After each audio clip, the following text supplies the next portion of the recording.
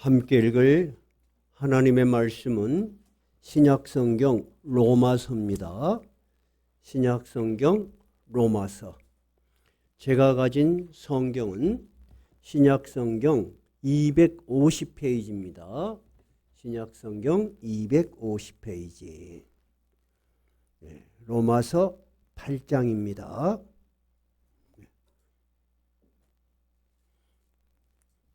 로마서 8장 18절부터 읽을 겁니다.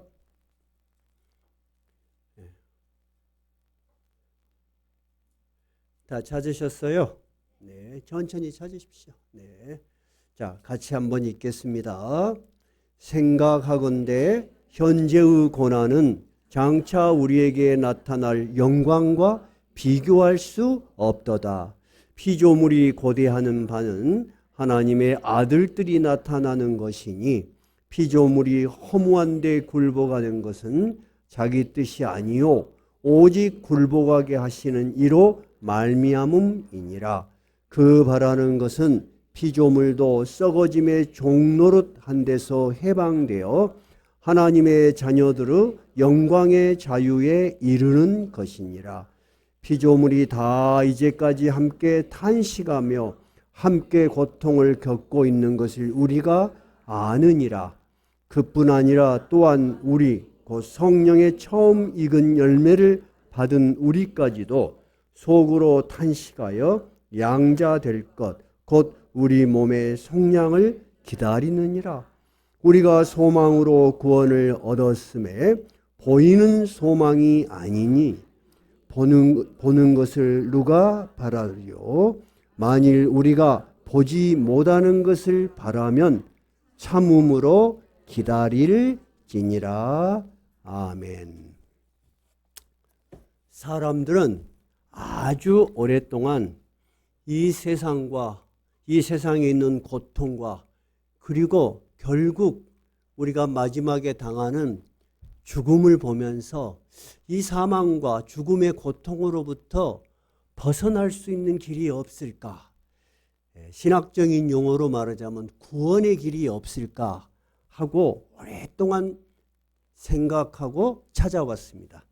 그러나 그 어떤 사람도 자기의 지혜 그리고 종교적 수행을 통해서 그 길을 찾지 못했습니다. 그런데 성경은 너무나 분명하게 우리에게 그 구원의 길을 가르쳐주고 있습니다. 모든 성경이 우리의 구원에 관한 그러한 심오한 내용을 갖고 있지만 특히 오늘 읽은 로마서가 가장 핵심적으로 우리 구원에 관한 가장 구체적이고 교리적이고 명확한 가르침을 우리에게 주고 있습니다. 그 중에 오늘 읽은 8장이 대표적인 거죠. 8장 1, 2절 한번 읽어봐요. 어떻게 우리에게 이 구원이 주어졌는가? 8장 1, 2절 한번 읽어볼게요. 그러므로 이제 그리스도 예수 안에 있는 자에게는 결코 정죄함이 없나니 이는 그리스도 예수 안에 있는 생명의 성령의 법이 죄와 사망의 법에서 너를 해방하였습니다. 우리가 예수를 믿음으로 우리의 모든 부족함에도 불구하고 하나님이 우리를 심판하지 아니하신다. 너의 죄를 정죄하지 아니하신다. 이것이 우리에게 주어진 굉장히 위대한 선물이에요. 그런데 2절에는 조금 더 자세하게 그걸 설명했어요. 어떻게 우리가 예수를 믿음으로 새로운 성령의 법이 우리를 움직여 그래서 죄와 사망으로밖에 죽을 수 없는 우리를 옮겨 어디로? 생명이 있는 하나님의 나라로 우리를 옮겨줘. 우리는 이 세상 사람하고 똑같이 살아요. 그렇죠? 똑같이 열심히 일하고 또 똑같이 밥 먹고 사는 것 같아도 우리는 세계가 달라요. 그들은 결국 어떻게 끝내요? 그들의 인생이 죄와 사망으로 끝이 나게 돼 있어요. 왜? 그 이후의 세계를 모르기 때문에 그들은. 근데 우리는 어떤 나라로 갔다고요? 죄와 사망의 법에서 해방되어서 생명의 나라로 우리는 옮겨졌다. 이것이 여러분 성경이 우리에게 말하는 우리가 구원받았다는 확신에 대한 설명입니다.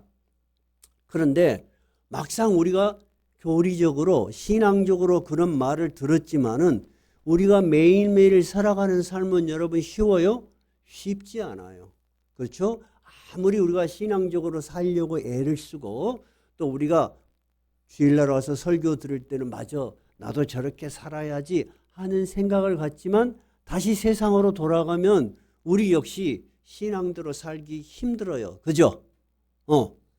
그런데 이 로마서가 기록된 초대교회 처음에 기독교가 이 세상에 소개되었을 때 성도들은 순교의 각오를 하고 예수를 믿었어요. 즉 예수 믿는 것 자체가 목숨을 건 고난이 있었어요.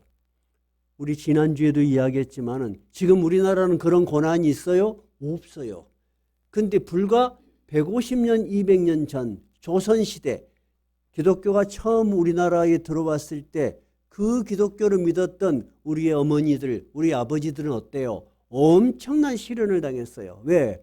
이미 유교사회에서 제사를 모시고 조상신을 섬기고 그렇게 살던 사람들이 우리는 하나님만을 믿겠습니다라고 했을 때 얼마나 많은 핍박을 받았겠어요. 그죠? 저도 지난주에도 이야기했지만 우리 어머니 세대에 많은 분들이 우리 어머니가 이제 교회에서 권사님이셨단 말이에요. 근데 젊은 이제 결혼한 분들이 예수를 믿어 시집에서 핍박을 당해. 그러니까 우리 집에 와서 권사님 그랬겠죠? 저를 위해서 기도해 주십시오. 그래서 우리 집에서 자기도 하고 같이 기도하고 그런 모습을 많이 봤어요. 근데 저는 어렸을 때부터 우리 교회, 우리 집이 전체가 예수를 믿었으니까 그런 고난이나 그런 시련에 대해서 경험해 본 바가 없어요, 여러분. 지금 우리 자녀들도 그럴 거예요. 그러니까 예수 믿는 것이 실감이 안 날 수 있어. 어떤 것이 실감이 안 날 수 있을까요? 오늘 본문에 읽었던 18절 생각하건대 현재의 고난은 장차 우리에게 주어질 영광과 비교할 수 없다. 이 고난이라는 것이 우리는 실감이 안 나요. 그죠? 근데 바울 시대 당시에는 이 고난이 생생했을까요? 별로 실감이 안 났을까요? 아주 생생했어요. 그런데 바울은 18절에서 이 고난을 이야기하면서 제일 첫 단어를 뭐를 썼나요? 생각하건대. 내가 이 말을 여러분에게 하는 것은 그냥 하는 이야기가 아니고 제가 깊이 생각하고 결론이 난 이야기입니다. 하는 이야기요. 그러면 바울 사도는 여러분 예수 그리스도를 위해서 고난을 당한 사람일까요? 아닐까요? 고난을 당한 사람이죠. 마지막에 그는 예수님을 위해서 죽은 순교를 당한 사람이에요. 근데 여러분 사실 바울은 예수를 믿던 사람이 아니에요. 그리고 오히려 예수 믿는 사람들을 옥에다 가두고 그리고 돌로 쳐 죽였던 예수를 극히 반대하고 싫어했던 사람이에요. 그는 예수 믿는 사람들이 굉장히 어리석다고 생각했어요. 왜? 그들이 하는 이야기가 뭐예요? 로마의 법에 의해서 십자가에 죽은 예수가 어땠다는 거예요? 살아났다는 거예요. 아니 어떻게 모든 사람이 보는 가운데서 십자가 처형으로 처절하게 죽은 사람이 다시 살아날 수가 있겠어요? 두 번째, 또 그 예수 믿는 제자들이 또 뭐라고 해요? 그 예수가 누구래요? 하나님의 아들이래요. 세 번째는 뭐래요? 우리가 믿는 이제 이 유대의 유대교가 아니고 예수 그리스도로 말미암아 우리가 구원을 얻는다는 거예요. 근데 바울은 정통 유대교 신자일 뿐만 아니라 학자고 아주 깊이 있게 유대교를 신봉하는 바리새인이에요. 바울이 그런 이야기를 들을 때는 참을 수 없는 분노를 느꼈어요. 그래서 예수 믿는 사람들을 잡아다 옥에 가두고 어떻게 그런 일이 가능하냐 하고 핍박했던 사람이에요. 근데 여러분 바울이 어떻게 예수를 믿게 됐어요? 바울 사도가 예수 믿는 사람들을 집집마다 다니면서 끌어내고 찾아내는데 저기 예수 믿는 사람들이 시외로 도망을 가. 여기서 중동을 잘 아는 사람들, 요즘 중동에서 전쟁이 일어나니까 우리가 많이 알 수 있어요. 이스라엘 그 위에가 시리아라는 나라가 있어요. 시리아의 수도가 지금 어디예요? 다마스커스예요. 근데 성경은 다메섹으로 돼 있어요. 그러니까 이스라엘에서 핍박을 당한 예수 믿는 사람들이 다메섹으로 도망을 많이 갔어. 그리고 다메섹에 예수 믿는 사람들이 많이 있다는 이야기를 듣고 이 바울이 일행을 이끌고 체포 영장을 가지고, 지금으로 말하자면 구속 영장을 가지고 그들을 잡으려고 말을 타고 막 광야를 지나가는데 아주 햇빛이 밝은, 근데 햇빛보다 더 밝은 빛이 쫙 내리쬐는 거야. 너무나 빛이 밝아가지고 말도 쓰러지고 바울도 말에서 떨어지면서 눈이 멀어버렸어요. 근데 하늘에서 음성이 들리는 거예요. 뭐라고 들려요? 사울아, 사울아, 네가 왜 나를 핍박하느냐? 사울은 바울이 고향에서 부르는 이름이에요. 바울은 로마식 이름이에요. 그 당시에는 로마가 그 중동 지역, 유럽 지역을 전부 지배하고 있었어요. 그래서 이름이 2개씩이었어요, 유대인들은. 근데 하늘에서 자기를 부르는 음성을 들으니까 너무 놀란 거야.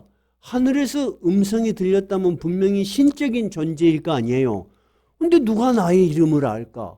그래서 물어봐요. 바울이 뭐라고 물어봐요? 당신이 누구십니까? 당신이 누구시기에 제 이름을 아십니까? 하고 물어봐요. 그럴 때 그 음성이 뭐라고 대답해요? 나는 네가 핍박하는 예수다. 그래서 바울은 너무너무 놀란 거예요. 자기가 부활했다고 믿을 수 없죠, 인간의 상식으로는. 근데 그분이 진짜 살아있는 거야. 살아있을 뿐만 아니라 그 음성이 어디서부터 들려? 하늘에서 들려. 그래서 바울은 너무나 큰 충격을 받았어요. 근데 눈이 멀어서가요, 앞을 볼 수가 없어. 그러면서 바울이 살아있는 예수를 만나게 된 이 사건을 계기로 바울은 예수님으로부터 사명을 받아요. 너는 이제 나를 핍박하는 자에서 어떤 자로 살 것이다. 나를 전하는 자로. 그리고 너가 그 일로 인해서 많은 고난을 받게 될 것이다. 이것이 여러분, 바울 사도가 예수를 믿지 않는 정도가 아니라 박해하고 핍박하던 그 사람에서 예수를 전하며 고난을 당하는 자로 살게 된 계기예요. 그러면 바울은 이 고난을 수없이 당했거든요. 그러니까 오늘 18절에 생각하건대 현재의 고난은 장차 우리에게 나타날 영광과 비교할 수 없도다 하는 말은 이런 말이에요. 로마에 있는 성도 여러분, 나도 예수의 이름을 통해서 수없이 많은 고난을 당했지만은 내가 이 고난을 당하면서 분명하게 깨달은 것은 이 고난보다도 더 큰 화려한 영광이 우리를 기다리고 있다는 걸 나는 확신합니다. 그렇기 때문에 나는 이 고난을 이겨낼 수가 있습니다. 여러분, 그것이 우리가 고난을 이겨내는 기준입니다. 우리가 이 고난을 이겨낼 수 있는 근원적인 힘이 됩니다 하는 이야기를 하는 거예요. 그러면 바울 사도가 예수님 때문에, 즉 우리가 신앙을 가지고 있기 때문에 우리는 지금 그런 고난을 당하지 않지만 바울 시대의 사람들, 특히 바울이 어떤 고난을 당했는지 한번 살펴보도록 합시다. 여기다 책갈피를 딱 꽂아 놓으세요. 꽂아 놓으시고 고린도 후서, 제가 가진 성경은 신약 성경 298페이지예요. 298페이지 고린도 후서 11장 24절에서부터 바울 사도가 자기가 어떤 고난을 당했는가를 딱 집약을 해놨어요. 24절부터 한번 읽어볼게요. 자, 다 찾으셨어요. 시작. 유대인들에게 40에서 하나 감한 매를 5번 맞았으며 3번 태장으로 맞고 1번 돌로 맞고 3번 파선하고 일주야를 깊은 바다에서 지냈으며 여러 번 여행하면서 강의 위험과 광도의 위험과 동족의 위험과 이방인의 위험과 시내의 위험과 광야의 위험과 바다의 위험과 거짓 형제 중에 위험을 당하고 또 수고하며 애쓰고 여러 번 자지 못하고 줄이며 목마르고 여러 번 굶고 춥고 헐벗었노라. 여러분, 예수의 이름 때문에 예수님을 위하여 이런 고난을 당해본 적 있으세요? 저도 설교 준비를 하면서 이 구문을, 이 성경 구절을 여러 번 읽어봤어요. 여러 번 읽으면서 이런 생각이 들었어요. 지금의 그 당시의 바울과 지금의 목회자들은 어때요? 차이가 엄청나죠. 그죠? 근데 바울은 이런 고난을 당하면서도 고린도전서 15장에서 뭐라고 이야기를 했냐면 내가 남보다 더 많은 고난을 당했지만 오직 하나님의 은혜란 거예요. 나 같은 사람이 예수 믿게 된 거, 그리고 예수를 위해서 고난 받게 된 것도 하나님이 나에게 주신 대단한 은혜라는 거예요.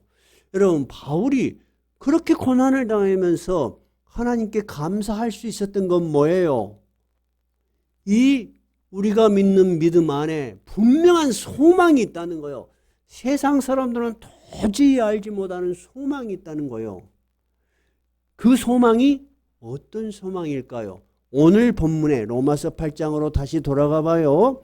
오늘 본문에서 18절에서는 로마서 8장 18절에서는 그 소망을 우리에게 어떻게 표현했나요? 장차 우리에게 나타날 영광과 비교할 수 없다는 거야.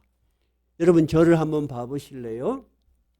예수를 믿는 사람이 있고 예수를 안 믿는 사람들이 이 세상에는 공존해요. 그렇죠? 특히 우리나라는 하나님의 큰 은혜를 입어서 정말 대다수의 사람들이 기독교 신앙에 대해서 반대하지 않아요. 다 이해를 해요. 자기가 안 다닐 수가 있고 비평할 수는 있지만, 그죠?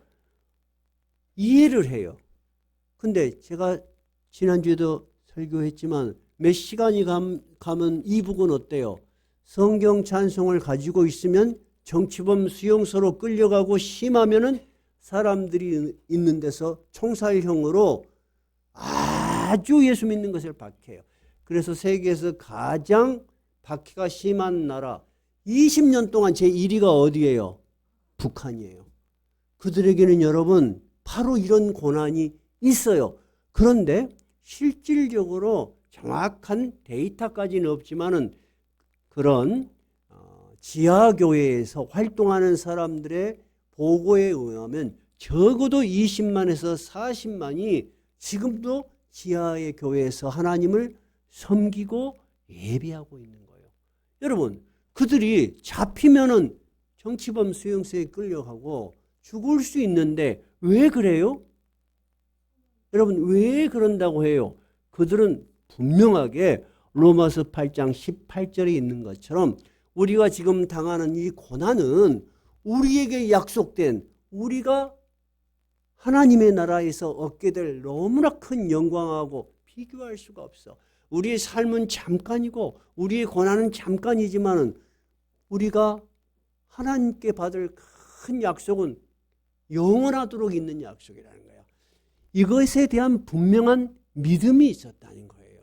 그러면 바울 사도는 여러분 정말로 그 영원한 나라의 영광을 어떻게 표현을 하고 어떻게 인식할 수 있었을까? 우리는 다 이 세상에서 아까 제가 이야기했지만 믿는 사람이 됐든 믿지 않는 사람이 됐든 열심히 살죠. 여러분 중에서는 나는 예수 믿으니까 하루에 한 끼도 안 먹어도 돼 하는 사람 손 들어봐요. 없지요. 다들 여러분 열심히 살잖아요. 그러면 그들과 우리의 차이점은 뭘까요, 여러분? 차이점이 없어요, 여러분. 여러분 열심히 일해서 적금 안 해요? 예금 안 들어요? 들죠?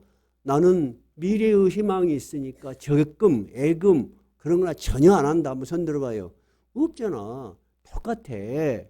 근데 차이점이 뭐냐면 그들이 보이는 세상 외에 다른 세상을 몰라. 그러면 그들이 쌓아놨던 것, 그들이 추구했던 것은 영원한 거예요? 언젠가 무너지는 거예요? 언젠가 완전히 무너져. 언제 무너져요? 자기가 죽을 때 그 이후의 세계를 몰라. 그 이후의 세계에 대한 희망이 없어. 그러니까 그들은 막 무서워해, 죽음을. 그리고 두려워해. 그래서 철학자 하이데거는 그런 이야기를 했어요. 인간은 모두가 죽음을 향해 가는 존재들이다. 그러니까 신앙이라는 것이 없다면은 막연한 이 죽음에 대한 불안이 실존의 불안이라는 거예요. 모두는 불안해. 무엇을 모르면은 하나님 나라가 있다는 것을 모르면 우리의 죽음 너머에 명확하게 하나님 나라에 대한 인식이 없으면은 사람은 불안해. 여러분 불안하면 어때요? 더 집착을 해. 그래서 의외로 나이가 드신 분들이 예수 믿기가 쉬울 것 같아요? 어려울 것 같아요? 어렵습니다, 여러분. 신기하죠? 우리 기준으로는 나이가 들면 더 예수 믿기가 쉬워야 정상이잖아요. 왜? 우리가 언제가 죽을지 모르니까 그런 생각을 가지잖아요.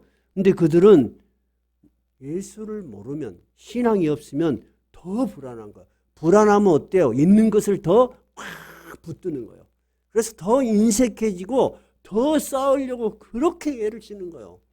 여러분 나이 드신 분들이 돈을 막 푸는 거 봤어요? 안 그래? 전부 다 꼼쳐놔. 하고 돌아가실 때 보면 장판 밑에 많이 써. 냉장고 속에 많이 있고 한 번도 써보지도 못하고 그렇게 사는 거예요. 근데 우리는 분명한 인식이 있어. 바울은 이 세상의 삶이라는 것이 죽음으로 끝나지 않는다는 것을 명확하게 경험한 사람이요. 어떤 경험이 있어요? 부활하신 예수를 직접 만났잖아요. 자기는 그런 것이 있으리라고 생각을 안 했던 거예요. 있을 수가 없다고 생각한 거예요. 근데 사울아 네가 왜 나를 핍박하느냐. 예수님을 너무나 생생하게 만났던 거예요. 두 번째, 우리가 지난번 부활주일날에 이런 설교를 했어요. 예수님과 함께 죽은 두 강도가 있었어. 근데 한 강도가 이렇게 부탁을 했어요.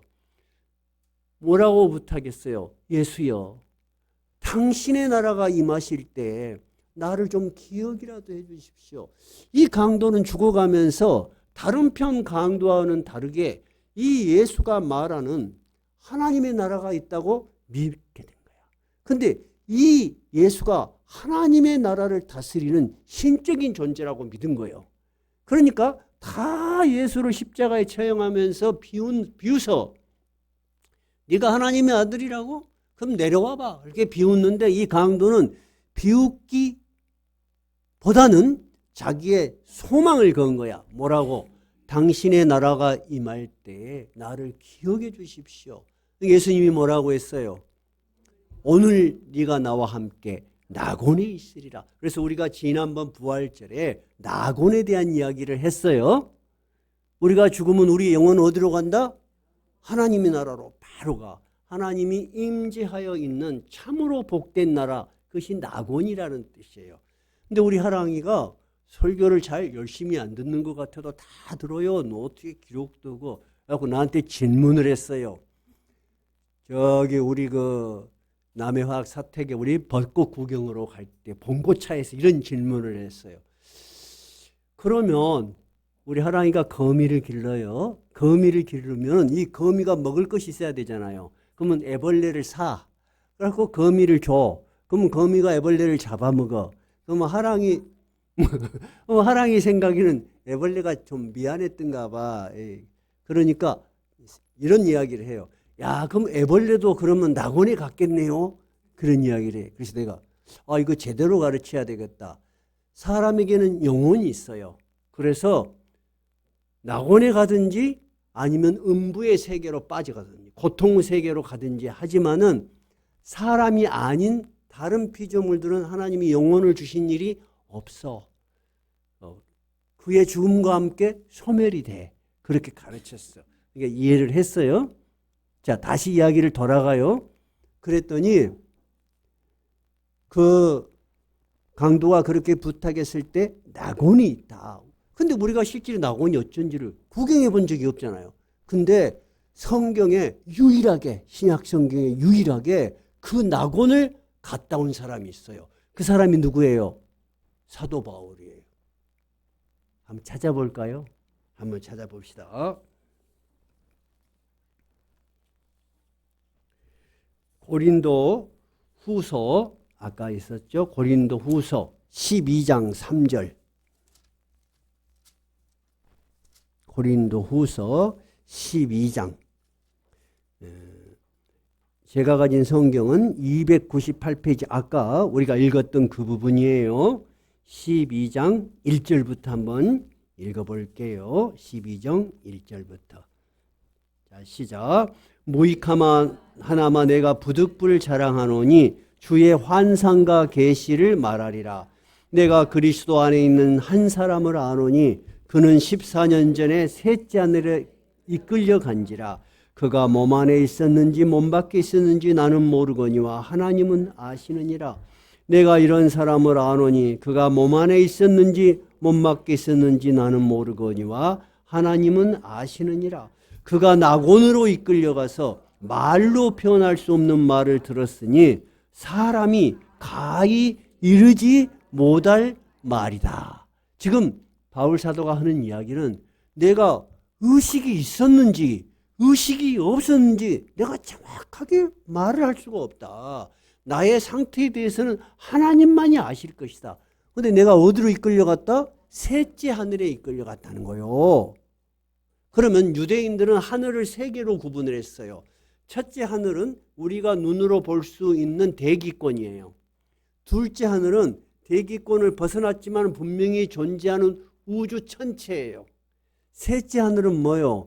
인간이 도저히 인간의 경험으로 이해할 수 없는 영적인 세계를 이야기하는 거예요.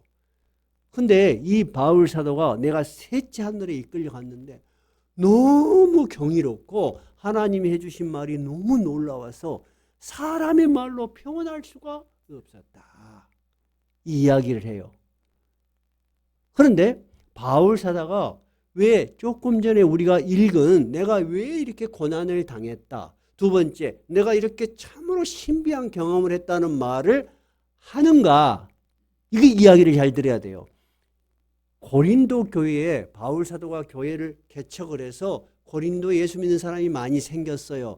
그리고 바울 사도는 이제 다른 데 복음을 전하기 위해서 고린도를 떠났어요.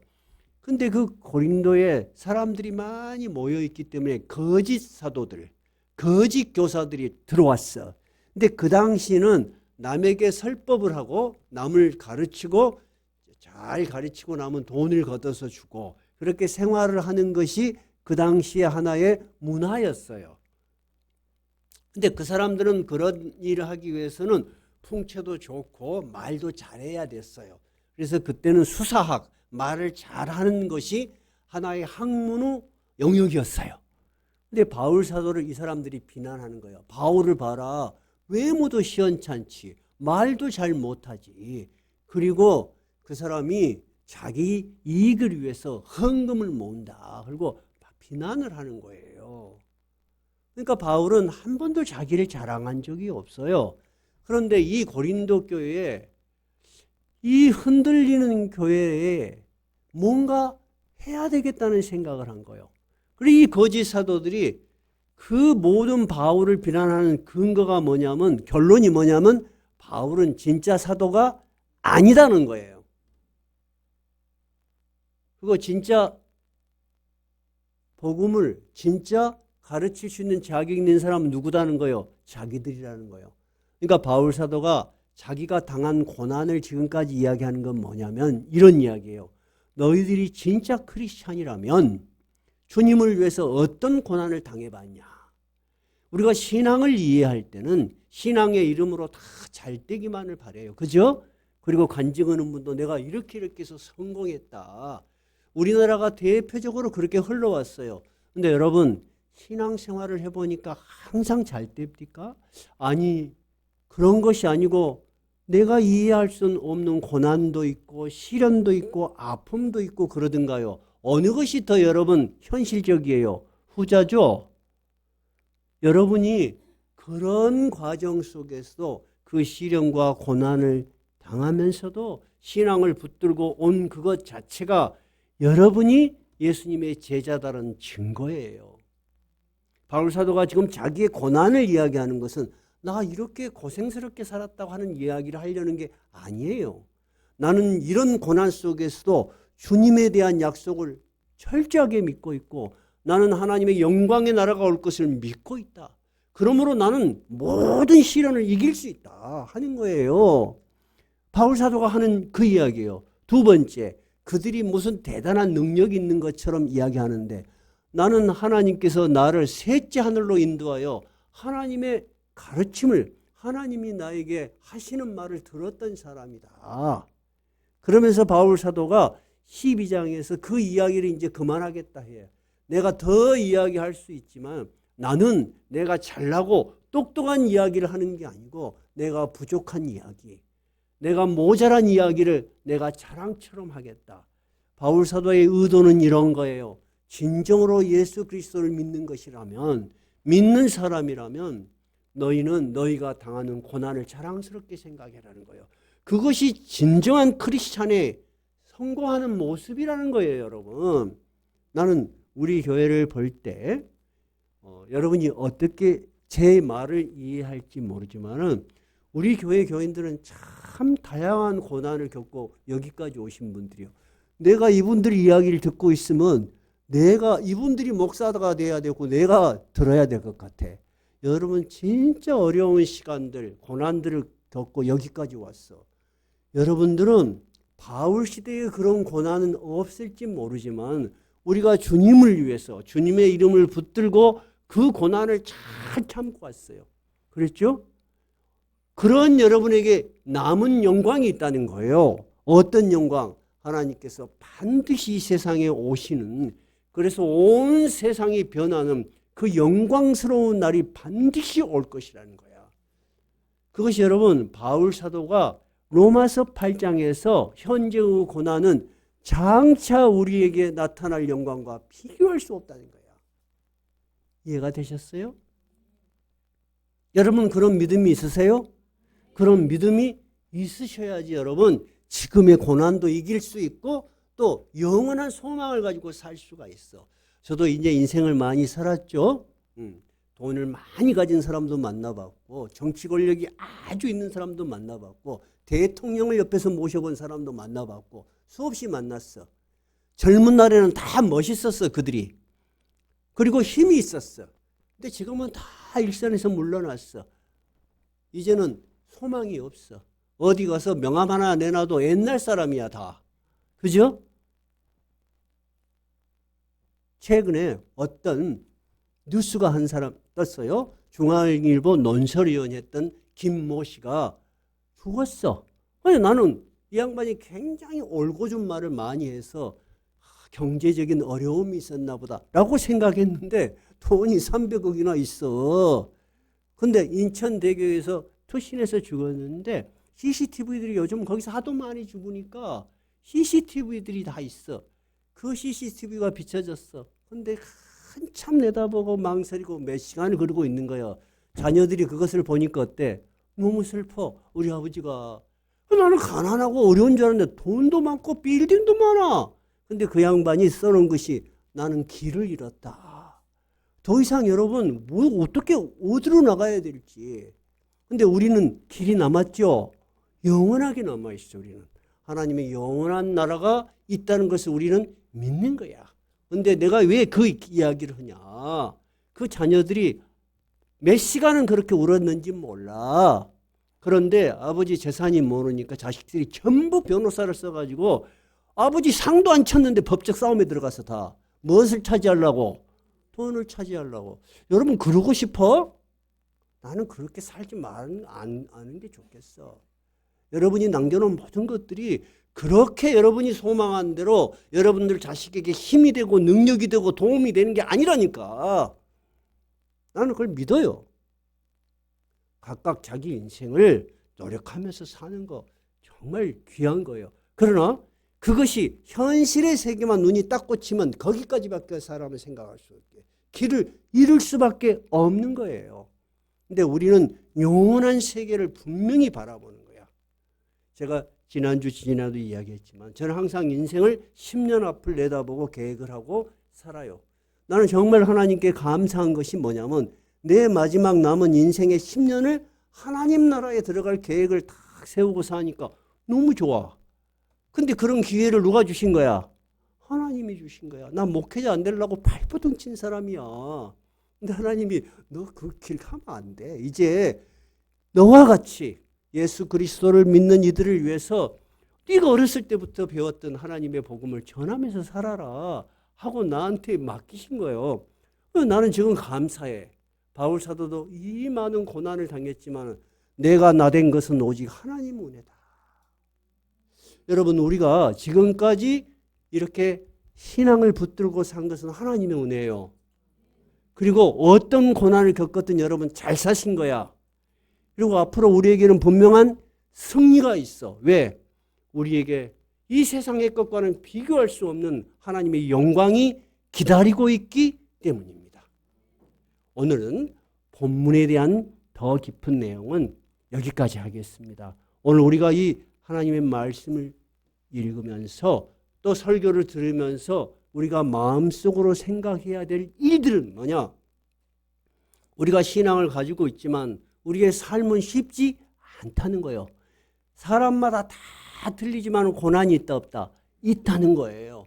근데 우리는 이 고난을 고난으로만 이해하고 좌절하고 낙심하면 안 돼.